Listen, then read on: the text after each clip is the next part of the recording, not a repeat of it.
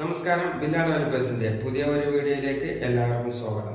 ഒരു വീടിനെ സംബന്ധിച്ചിടത്തോളം അതിന്റെ പ്രധാന ഘടകമായിട്ടുള്ള ഒന്നാണ് സ്റ്റെയർ കേസ്. ഇന്ന് നമ്മൾ നോക്കാൻ പോകുന്നത് സ്റ്റെയർ കേസിനെ കുറിച്ചുള്ള എല്ലാവിധ വിവരങ്ങളും ഉൾക്കൊള്ളിച്ചുകൊണ്ടുള്ള ഒരു വീഡിയോ ആണ്.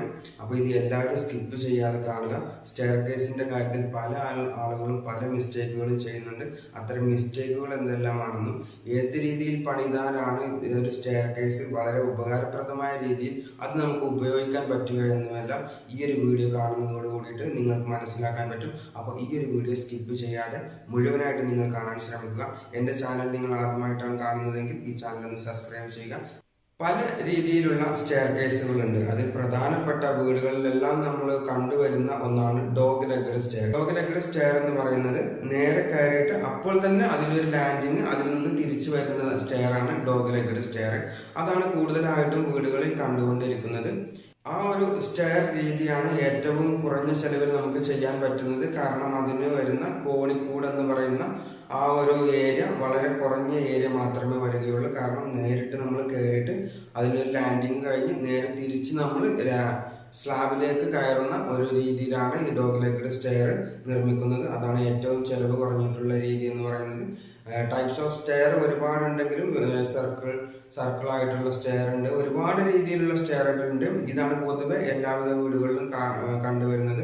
സ്ട്രൈറ്റ് ആയിട്ടുള്ള സ്റ്റെയർ ചെയ്ത് കഴിഞ്ഞാലുള്ള ഒരു വലിയ പ്രശ്നം എന്ന് പറയുന്നത് ഒരു ലാൻഡിങ് ഇല്ലെങ്കിൽ നമ്മൾ പെട്ടെന്ന് തന്നെ ഓരോ സ്റ്റെപ്പ് കയറുന്നതോറും നമ്മൾ ടയർഡ് ആകും. അപ്പോൾ നമുക്കൊരു ലാൻഡിങ് ഉണ്ടെങ്കിൽ 2 സ്റ്റെപ്പ് നമ്മൾ സ്ട്രൈറ്റ് ആയിട്ട് നടന്നതിന് ശേഷം വീണ്ടും സ്റ്റെയർ കയറുമ്പോൾ നമുക്കൊരു റിലാക്സ് കിട്ടിക്കൊണ്ട് ആ ഒരു സ്റ്റെയറിന്റെ ആ ഒരു ഫീല് നമുക്ക് വരില്ല.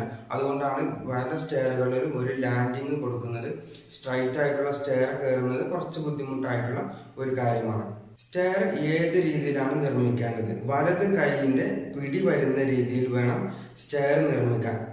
അതായത് ക്ലോക്ക് വൈസിലാണ് സ്റ്റെയർ നിർമ്മിക്കാൻ ഏറ്റവും ഉത്തമമായിട്ടുള്ളത്. ക്ലോക്ക് വൈസിൽ സ്റ്റെയർ നിർമ്മിക്കുക എന്ന് പറയുമ്പോൾ വാസ്തുശാസ്ത്രത്തിലും ഇതിനെക്കുറിച്ച് പറയുന്നുണ്ട്. സ്റ്റെയറിന് ക്ലോക്ക് വൈസിൽ മാത്രമേ പാടുള്ളൂ എന്ന് വാസ്തുശാസ്ത്രത്തിൽ ഇതിനെക്കുറിച്ച് പറയുന്നുണ്ട്. ഞാൻ എൻ്റെ എല്ലാ വീഡിയോയിലും ഈ വാസ്തുശാസ്ത്രത്തെ കുറിച്ച് ഇങ്ങനെ പറയുന്നത് കൊണ്ട് പല ആളുകൾക്കും ഒരു ഡൗട്ട് ഉണ്ടായി, ഇവരെന്താണ് ഈ വാസ്തുശാസ്ത്രം ഇങ്ങനെ എടുത്തെടുത്ത് പറയുന്നത് എന്നുള്ളത്.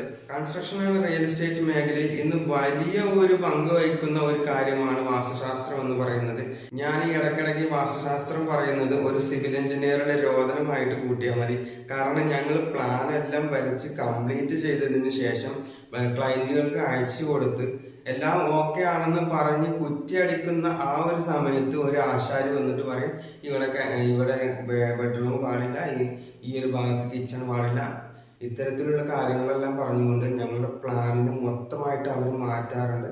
അപ്പോൾ അതുകൊണ്ടാണ് വില്ല ഡെവലപ്പേഴ്സ് എന്ന ഞങ്ങളുടെ കമ്പനി മുഴുവനായിട്ടും ഇപ്പോൾ വാസ്തുശാസ്ത്രപരമായിട്ടുള്ളത് ശാസ്ത്രീയപരമായിട്ടുള്ള എല്ലാവിധ കാര്യങ്ങളും ഉൾക്കൊള്ളിച്ചുകൊണ്ട് മാത്രമേ പ്ലാൻ വരക്കുന്നുള്ളൂ.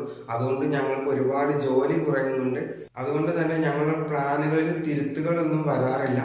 ഞങ്ങളുടെ വീട് കയറ്റി വെക്കുന്ന ആ ഒരു സന്ദർഭത്തിലും ഞങ്ങൾ ഇതേപോലെ തന്നെ വാസ്തുശാസ്ത്രപരമായിട്ടുള്ള കാര്യങ്ങൾ നോക്കുന്നുണ്ട്. അതുകൊണ്ട് ഞങ്ങളുടെ വീടുകൾ പെട്ടെന്ന് സെയിലാകുന്നുണ്ട്. ഇത്തരം കാര്യങ്ങൾക്കെല്ലാം ഞങ്ങൾ വാസ്തുശാസ്ത്രം ഉൾക്കൊള്ളിച്ചുകൊണ്ടാണ് ഇപ്പോൾ ചെയ്യുന്നത്. അപ്പോൾ നമുക്ക് നമ്മളെ പോയിന്റിലേക്ക് വരാം. എന്താണ് ക്ലോക്ക് വൈസിൽ സ്റ്റെയർ വേണമെന്ന് പറയുന്നത്? നമ്മൾ സ്റ്റെയർ കയറി പോകുമ്പോൾ വലത് ഭാഗത്ത് പിടി വരികയാണെങ്കിൽ നമുക്ക് കയറി പോകുമ്പോൾ ഒരു പിടുത്തത്തിന് അത് വലിയൊരു സഹായമാണ്. കുറച്ച് പ്രായമൊക്കെ ആകുമ്പോൾ നമ്മൾ റൈറ്റ് ഹാൻഡ് ആയിരിക്കും. ഏകദേശം ഒരു 90% ആളുകളും റൈറ്റ് ഹാൻഡ് ആയിരിക്കും. അതുകൊണ്ട് വലത് കൈ കൊണ്ട് പിടിച്ചിട്ട് സ്റ്റെയറിലൂടെ കയറി പോകുമ്പോൾ അത് വലിയൊരു ആശ്വാസമാണ്.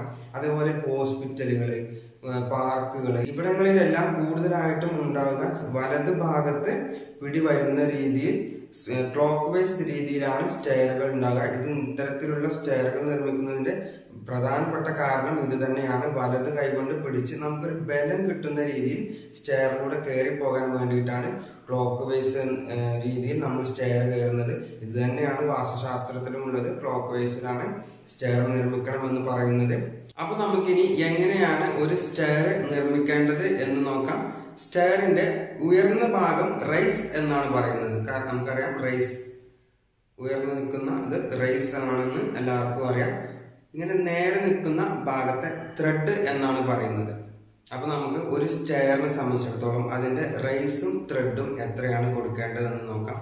ഇവിടെ ഞാൻ നിങ്ങൾക്കൊരു മോഡലായിട്ട് ഒരു സ്റ്റെയർ വരച്ചിട്ടുണ്ട്. ആ സ്റ്റെയറിന്റെ താഴെ നിന്നും മുകൾ ഭാഗം വരെ 10 അടി ഉയരത്തിലുള്ള ഒരു വീടിന്റെ ഒരു സ്റ്റെയർ ആണ് ഞാൻ ഏകദേശം ഒരു പ്ലാൻ വരച്ചതാണ്. നിങ്ങൾക്ക് മനസ്സിലാക്കാൻ വേണ്ടിയിട്ട് ഞാനൊരു ചെറിയൊരു ഡ്രോയിങ് വരച്ചതാണ്. ഇതിന്റെ റൈസ് നമ്മൾ കൊടുക്കാൻ പോകുന്നത് 7.5 അതേപോലെ ത്രെഡ് നമ്മൾ കൊടുക്കാൻ പോകുന്നത് 10 ഇഞ്ചിലുമാണ് ഇതിന്റെ റൈസും ത്രെഡും ആയിട്ട് നമ്മൾ കാൽക്കുലേറ്റ് ചെയ്തിട്ടുള്ളത്. സാധാരണയായിട്ട് സ്റ്റാൻഡേർഡ് ആയിട്ട് നമ്മൾ കൊടുക്കേണ്ടത് 25 സെന്റിമീറ്റർ ത്രെഡും 15 സെന്റിമീറ്റർ അല്ലെങ്കിൽ 16 സെന്റിമീറ്ററോ റൈസുമാണ് സാധാരണ കൊടുക്കാറുള്ളത്. ഇതാണ് ഇതൊരു സ്റ്റെയറിന്റെ സ്റ്റാൻഡേർഡ് ആയിട്ടുള്ള ഒരു അളവെന്ന് പറയുന്നത്. സ്റ്റെയറിനെ സംബന്ധിച്ചിടത്തോളം സ്റ്റെയർ കെട്ടുമ്പോൾ പ്രധാനമായിട്ടും ശ്രദ്ധിക്കേണ്ടത് എല്ലാ സ്റ്റെയറും റൈസും ത്രെഡും ഈക്വൽ ആയിരിക്കണം. കാരണം നമ്മൾ ഒരു സ്റ്റെയർ കയറി തുടങ്ങുമ്പോൾ നമ്മുടെ മനസ്സിലൊരു കണക്കുണ്ടാവും, നമ്മുടെ മൈൻഡിൽ അത്തരത്തിലൊരു കണക്ക് കാൽക്കുലേറ്റ് ആയിട്ടുണ്ടാവും. നമ്മൾ അറിയാത്ത ചില നിരന്ന ഏരിയകളിൽ ചെറിയ ഒരു ഇഞ്ചിന്റെ ഒരു താഴ്ച വരുമ്പോൾ പോലും നമ്മൾ പെട്ടെന്ന് ഒരു ചാട്ടം നമുക്ക് ഫീൽ ചെയ്യാറില്ല. അത് നമ്മുടെ മൈൻഡിൽ അതൊരു സെറ്റ് ആയിട്ടില്ല. അതുകൊണ്ടാണ് നമ്മൾ മൊത്തത്തിൽ നമ്മുടെ ബോഡി മൊത്തത്തിലൊന്ന് കുലുങ്ങുന്ന ഒരു സാഹചര്യം വരാറുണ്ടല്ലേ. അത് നമ്മൾ അത് ഒരു പ്രധാനപ്പെട്ട കാര്യമാണ്. കാരണം എല്ലാവരുടെ സ്റ്റെയറിന്റെയും റൈസും ത്രെഡും ഈക്വൽ ആയിരിക്കണം. താഴെ എത്രയാണ് റൈസ് കൊടുത്തിട്ടുള്ളത് അത് സ്ലാബിൽ എത്തുന്നത് വരെ അതേ റൈസ് കാൽക്കുലേറ്റ് ചെയ്തിട്ട് വേണം പോകാൻ വേണ്ടിയിട്ട്. ഇവിടെ നമ്മൾ റൈസ് ആയിട്ട് കൊടുത്തിട്ടുള്ളത് 7.5 ത്രെഡ് ആയിട്ട് കൊടുത്തിട്ടുള്ളത് 10 ഇഞ്ചിലുമാണ് ഇവിടെ നമ്മൾ സ്റ്റെയർ കാൽക്കുലേറ്റ് ചെയ്തിട്ടുള്ളത്. അപ്പൊ ഇത് എങ്ങനെയാണ് താഴെ നിന്നും മുകളിൽ വരെ ഏകദേശം എത്ര സ്റ്റെപ്പുകളാണ് വരിക, 10 അടി ഉയരമുള്ള ഒരു വീടിന് ഏകദേശം എത്ര സ്റ്റെപ്പുകളാണ് വരിക എന്നുള്ളതാണ് ഞാനിപ്പോൾ നിങ്ങൾക്ക് ഇവിടെ കാണിച്ചു തരാൻ പോകുന്നത്.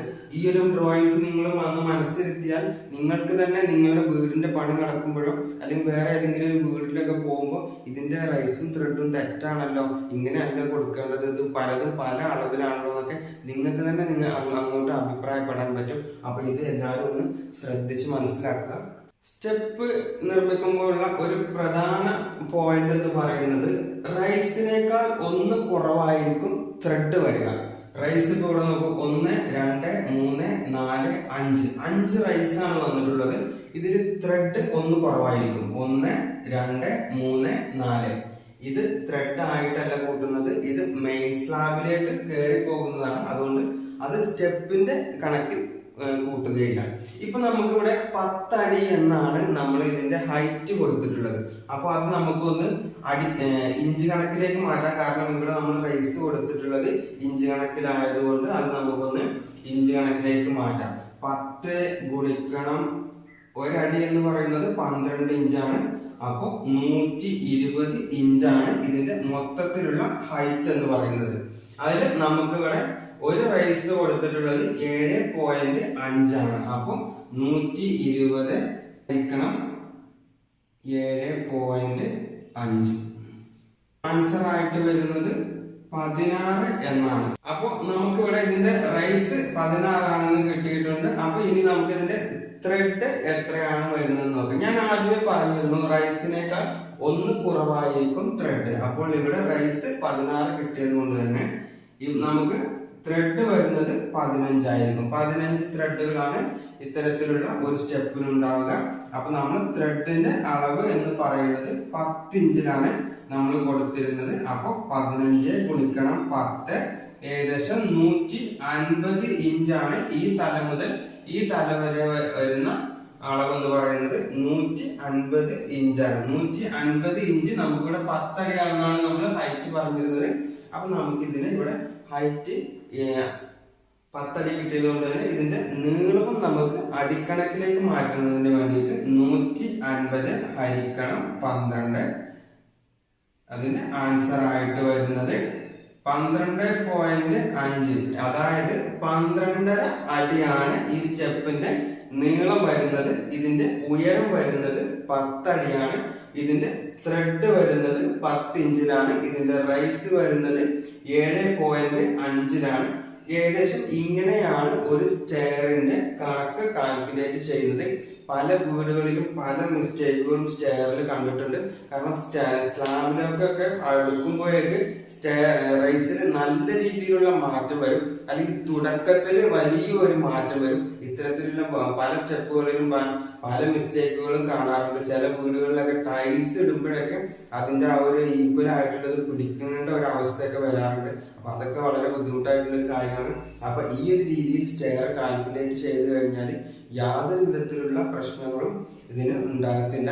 ഈ ഒരു കണക്ക് കാൽക്കുലേറ്റ് ചെയ്യുന്നത് ജസ്റ്റ് ഒന്ന് മനസ്സിൽ വെച്ച് കഴിഞ്ഞാൽ നിങ്ങൾക്ക് പിന്നീട് വളരെ ഉപകാരപ്പെടുന്ന ഒരു കാര്യമായിരിക്കും. അതുപോലെ ഈ ഹാൻഡ് റെയിൽ കൊടുക്കുമ്പോൾ പല വീടുകളിലും വലിയൊരു മിസ്റ്റേക്ക് ഒക്കെ ആയിട്ട് കാണാറുണ്ട്. ഹാൻഡ് റെയിൽ കൊടുക്കുമ്പോൾ ഒരിക്കലും നിങ്ങൾ ഹൊറിസോണ്ടൽ ആയിട്ട് ഇത്തരത്തിലുള്ള ഹാൻഡ് റെയിൽ കൊടുക്കരുത്. ഇങ്ങനെയുള്ള ഹാൻഡ് റെയിൽ കൊടുത്തു കഴിഞ്ഞാലുള്ള വലിയൊരു മിസ്റ്റേക്ക് എന്ന് പറയുന്നത് ചെറിയ കുട്ടികൾക്കൊക്കെ കാല് വെച്ചിട്ട് കയറാൻ പറ്റുകയും അതുകൊണ്ട് വലിയ അപകടങ്ങൾ ഉണ്ടാവുകയും ചെയ്യുന്നുണ്ട്. അതുകൊണ്ട് പാർക്കുകൾ, ഹോസ്പിറ്റലുകൾ, അതേപോലെ വീടുകളിൽ മാക്സിമം നിങ്ങൾ വെർട്ടിക്കൽ ആയിട്ടുള്ള ഡിസൈനിൽ ഈ കുട്ടികൾക്ക് കയറാൻ പറ്റാത്ത രീതിയിലുള്ള, കാല് വെച്ച് കയറാൻ പറ്റാത്ത രീതിയിലുള്ള ഹാൻഡ് റെയിൽ ഡിസൈൻ ചെയ്യാൻ വേണ്ടിയിട്ട് ശ്രദ്ധിക്കുക. അത് വലിയ ഒരു അപകടത്തിൽ നിന്ന് നിങ്ങളെ പലരെയും രക്ഷിച്ചേക്കാം. അപ്പൊ കുട്ടികളൊക്കെ ഉള്ള വീടുകൾ ഇത്തരം കാര്യങ്ങളൊക്കെ ഒന്ന് ശ്രദ്ധിക്കുക. മാക്സിമം നിങ്ങൾ ഹാൻഡ് റെയിൽ കൊടുക്കുന്നത് ഗ്ലാസ് ഒക്കെ ആണെങ്കിൽ വലിയ കുഴപ്പമില്ല, അതിനൊന്നും കാല് വെച്ചിട്ട് കുട്ടികൾക്ക് കയറാൻ പറ്റില്ല. നമ്മളൊക്കെ കൺസ്ട്രക്ഷനിൽ പല സ്ഥലങ്ങളിലും നമ്മൾ പോയിട്ട് പറയാറുണ്ട്. നമ്മളോട് ഇങ്ങനെ സ്റ്റെയറിനെ കുറിച്ച് ഓരോ അഡ്വൈസ് ഒക്കെ ചോദിക്കുമ്പോൾ നമ്മൾ അവരോട് പറയാറുണ്ട്, നിങ്ങൾ ഹൊറിസോണ്ടലായിട്ട് സ്റ്റെപ്പ് കുട്ടികൾക്ക് കയറാൻ പറ്റുന്ന രീതിയിൽ സ്റ്റെപ്പ് കെട്ടി കൊടുക്കുന്ന രീതിയിൽ നിങ്ങൾ ഹാൻഡ് റെയിൽ കെട്ടരുത്, അത് വെർട്ടിക്കലായിട്ട് ഡിസൈൻ ചെയ്യുക. അപ്പൊ അത്തരം കാര്യങ്ങളൊക്കെ ഒന്ന് ശ്രദ്ധിച്ചു കഴിഞ്ഞാൽ വലിയ അപകടങ്ങളിൽ നിന്നെല്ലാം രക്ഷപ്പെടാനുള്ള സാധ്യതയുണ്ട്. സ്റ്റെയറിനെ കുറിച്ചുള്ള ഏകദേശം കാര്യങ്ങളെല്ലാം ഞാൻ നിങ്ങൾക്ക് പറഞ്ഞു തന്നു എന്ന് ഞാൻ വിചാരിക്കുന്നു. ഈ ഒരു വീഡിയോ എല്ലാവർക്കും വളരെ ഉപകാരപ്രദമായി എന്ന് ഞാൻ വിശ്വസിക്കുന്നു. നിങ്ങൾക്കിത് ഇഷ്ടപ്പെട്ടാൽ തീർച്ചയായിട്ടും നിങ്ങൾ ഈ ചാനൽ സബ്സ്ക്രൈബ് ചെയ്യുക. നിങ്ങൾക്ക് ഇഷ്ടപ്പെട്ടെങ്കിൽ മാത്രം നിങ്ങളൊന്ന് ലൈക്ക് ചെയ്യുക. അപ്പൊ നമുക്ക് അടുത്തൊരു വീഡിയോയിൽ കാണും വരെ